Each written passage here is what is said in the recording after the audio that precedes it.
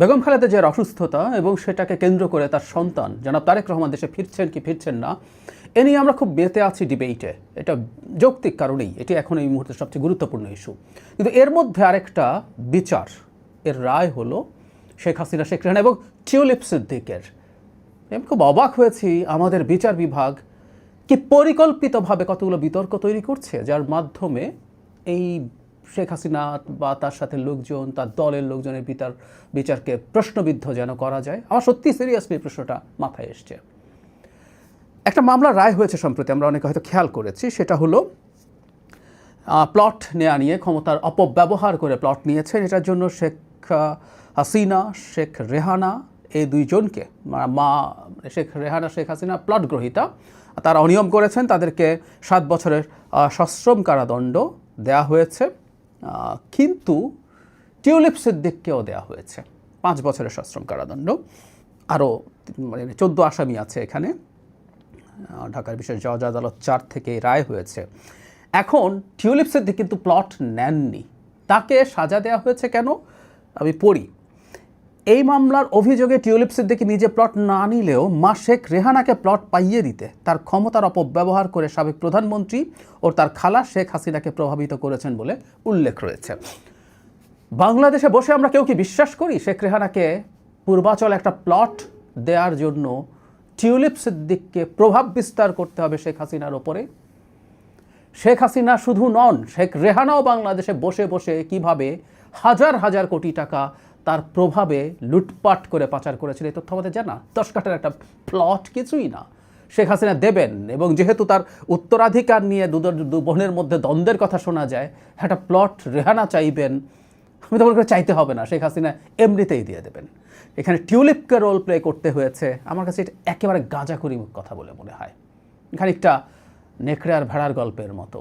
নেকড়ে ভেড়ার বাচ্চাকে খাবে, উজানে দাঁড়িয়ে আছে সে ভেড়া, মানে নেকড়ে নিজেও উজানে আছে, ভেড়াকে বলছে পানি তুমি নষ্ট করছো কেন? ভেড়া হচ্ছে বলছে তুমি তো উজানে, আমি তো ভাটিতে, আমি কীভাবে নষ্ট করি? তুমি আমাকে গালি দিয়েছো গত বছর আমার জন্মই হয় নাই, তাহলে তুমি না দিলে তোমার মা দিয়েছে, তোমার মা তো গত বছর ছিল, তারপরে তার ঘাড় মোটকে খেতে হবে।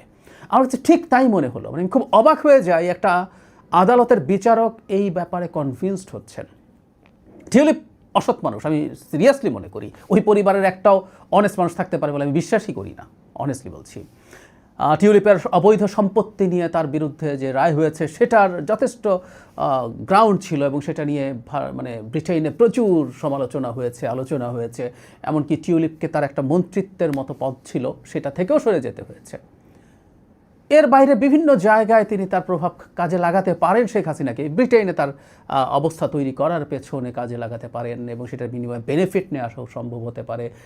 আর পুতিনের সাথে যখন শেখ হাসিনা দেখা করতে যান, সেখানে টিউলিপ ছিলেন। সো রূপপুর পারমাণবিক বিদ্যুৎ কেন্দ্র বা অন্যান্য কোনো ডিলের ক্ষেত্রে হতে পারে। কিন্তু একটা প্লট পাইয়ে দেওয়ার জন্য টিউলিপ এটা করেছেন, এটা স্রেফ গাঁজাখুরি। কিন্তু এগুলোর মাধ্যমে যেটা হয়, বিচার প্রক্রিয়াতে মারাত্মক প্রশ্ন তৈরি করা হয়। আমরা শেখ হাসিনার পতন এবং পালিয়ে যাওয়ার পর হরে ধরে যখন একেবারে হত্যা মামলা দেওয়া হচ্ছিল সবার বিরুদ্ধে, যেই হোক না কেন একটা হত্যা মামলা দিয়ে দাও, এর মাধ্যমে যেমন এই পুরো বিচার প্রক্রিয়াকে প্রশ্নবিদ্ধ করা হয়েছে, মানুষের মনে শুধু না আন্তর্জাতিক জায়গায়ও প্রশ্ন তৈরি করা হয়েছে, ঠিক একই রকম প্রবণতা। সেজন্য আসলে মাথায় প্রশ্ন আসে, এগুলো কি পরিকল্পিত? মামলা না হয় করা হয়েছে, এগুলো তদন্ত হবে, পরে বিচার হবে। সেই বিচারে যাদের হত্যা মামলার সাথে সংস্রব থাকার কথা না, সেটা হয়তো বাদও হবে। কিন্তু এটা একটা বিচারিক রায়, একজন জাজ এটা সিদ্ধান্ত নিয়েছেন যে এটা উনি কনভিন্স যে শেখ হাসিনাকে ইনফ্লুয়েন্স করেছেন টিউলিপ। আমি সরি, এই ধরনের কাজ করে কোনো লাভ নেই, ক্ষতি করা ছাড়া। এসব করার মাধ্যমেই এগুলোই গ্লোবালি আলোচিত হবে। ব্রিটেনের পত্রপত্রিকা এগুলো নিয়ে নিউজ করারই কথা। তিনি গুরুত্বপূর্ণ একজন সদস্য, লেবার পার্টির এমপি, গুরুত্বপূর্ণ পদে আছেন। গত কেলেঙ্কারিটা না হলে খুবই জুনিয়র ধরনের একটা মন্ত্রীও ছিলেন, আরও তার উন্নতির সুযোগ ছিল। সো টিউলিপ খবর হবেন এবং তারা আরও এই ব্যাপারগুলো ডিটেইল খুঁজে যখন বের করবেন, এগুলো নিয়ে দেখা যাবে যে আমাদের দেশের বিচারের নামে তারা মন্তব্য করতে পারেন এবং এগুলো আওয়ামী লীগ ব্যবহার করবে, ভারত ব্যবহার করবে, যে কী ধরনের প্রহসন এখানে চালানো হচ্ছে।